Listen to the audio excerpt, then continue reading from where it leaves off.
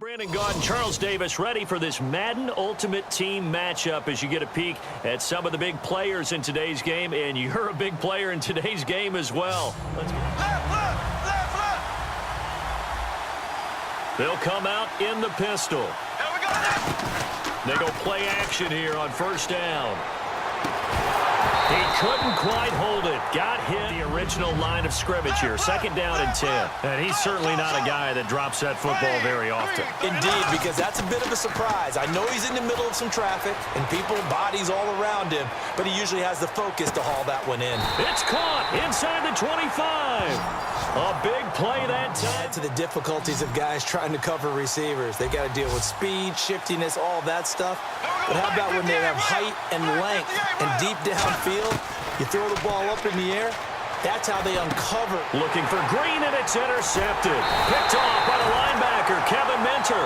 And a big turnover there as his guys will get the football back. Well, they thought they were going to break the tie. Put points on the board, but give credit to the guys on the defensive side. Hung in there, battled, and made a key play. Here's Thomas Rawls with his first carry. They find some open field here. There goes Thomas Rawls. And they finally bring him down, but he reaches the 16. A big run. First down here after the run.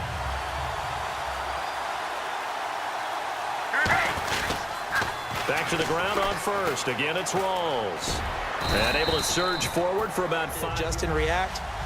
Their probing's working pretty well. That was a very nice run. Now Palmer to throw on second down. This will be caught just inside the 10. That catch good for only a yard, and it'll be third down. Got to give credit where it's due. Really nice defense on that play. The pitch and catch was successful, but not any run after it. Palmer now to throw on third down. That's complete right around the 8. And he will take it in for last time. We'll see if they can rebound. I just have to think the last thing he said as they went back out there was, don't do that again. What do you think? What do you think? Yeah, I think that. I think that not only did he say the end zone we're trying to score, I know we're being a little bit facetious here, but the bottom line is take care of the football, and everything else should flow from there. Quick lesson, never ask the ball. Now he's hit, and Bortles fumbled. It's loose. On plays like this one, because this is the quarterback. The ball gets away from him. Everyone else is trying to execute what they're supposed to do on offense. They're usually looking in the other direction, downfield, or moved away from him. In this case, though, a teammate is able to come up with the ball. And he couldn't hang on to it through. That's a pass he's got to have and a pass he should have caught. They come out 5 wide, 3 of them to the right side. Throwing now is Bortles. And he's got his man going. Offense comes to the line now, first and 10. One receiver right, that's Brown. Bortles now on first down. And no escaping this time as he'll go down. They got him for a sack. He buries him for a loss of 10. Looks like the defense in press coverage here.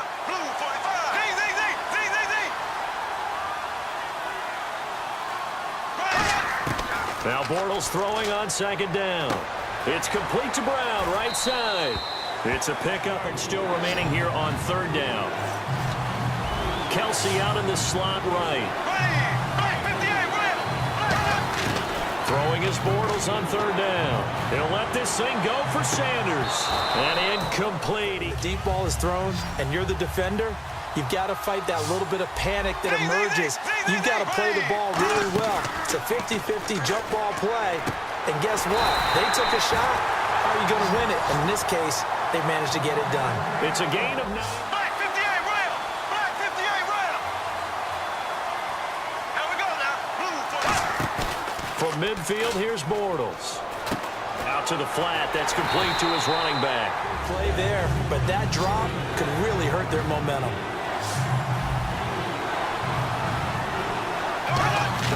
Now Bortles again. And that is incomplete. Really hard to cover because the timing is so quick, but able to see it, diagnose it, and get to the football. That's why he was able to bat it away. Here we go on 4th down with Bortles.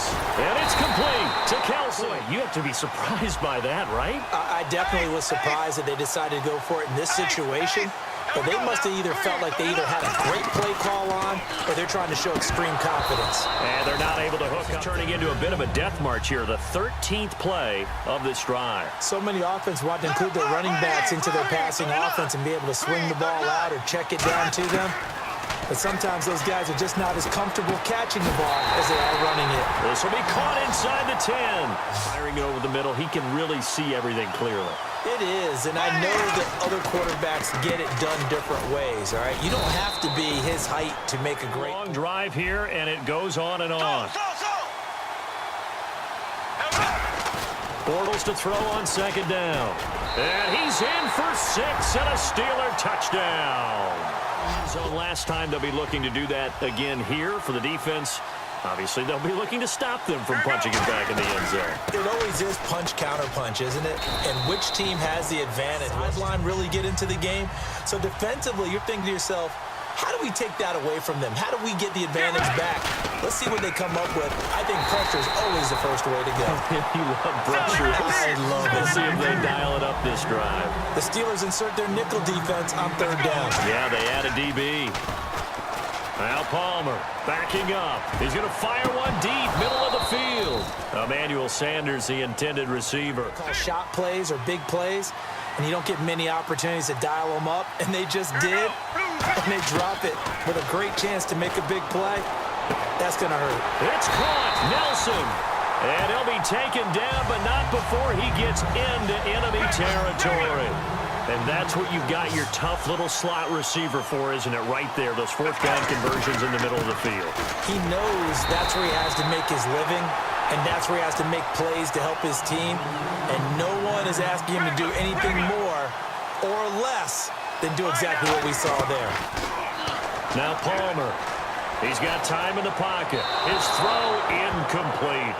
When you have that much time to scan the field, you have to find an open receiver. There they go, play action with Palmer. Surveying the field. He's going to fire one deep over the middle. And it's knocked away. Area of the field that you're just happy to knock it away and not allow a touchdown. Here we go. 4th down. Here's Palmer. Looking for Baldwin, intercepted. Picked off by the former 1st-round pick, Demarius Randall. And they finally put it into this. What you just noted that you feel like you already have, be aggressive, go after it, and try and get those points. So after the INT, it's Bortles. He's got time. And he'll be grabbed from behind and slowed come in. We're going to get a timeout here by the offense. It's just their first, so they'll have 2 remaining here before we get to halftime. Now a play fake. Bortles. And that is incomplete. So 17 seconds now. It looks to pick up the first here on 3rd after that incompletion. On 3rd and long, it's Bortles. As we get a look at the first drive of quarter 3. And it's such a tone setter, isn't it? Because both sides trying to seize momentum to begin the half.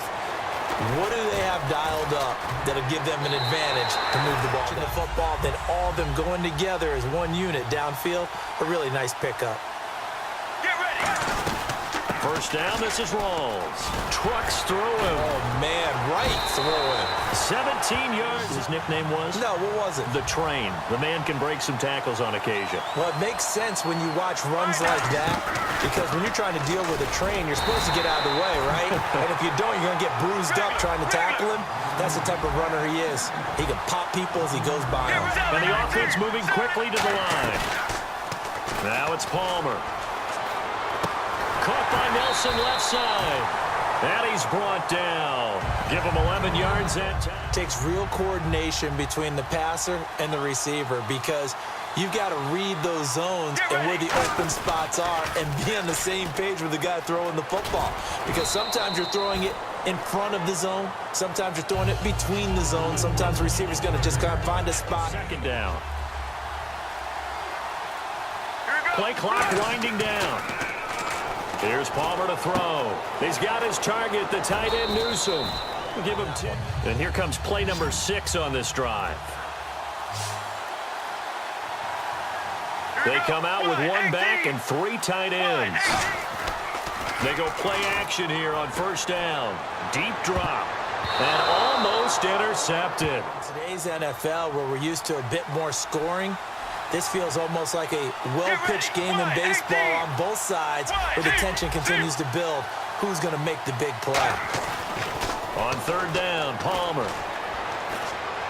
He finds his man, Baldwin.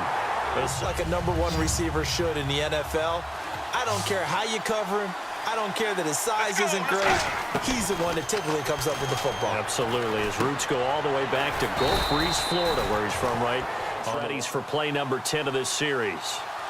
And the D-line pinching together must be expecting the run. Second and goal, defense. And he is into the end zone. This is what one decision can do in the chain of events, right? The decision to go for it on fourth down. Caused all of that. It caused every bit of it, but it showed confidence. Hey, I've got confidence in you guys. Go pick it up for him. Didn't happen. Also showed confidence.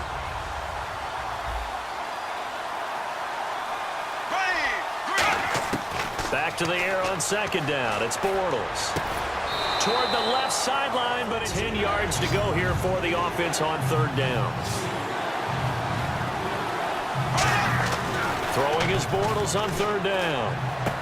Trying for Brown, and it's intercepted. Picked off by the linebacker, Kevin Minter. And they'll start out with great field position at the 47-yard line.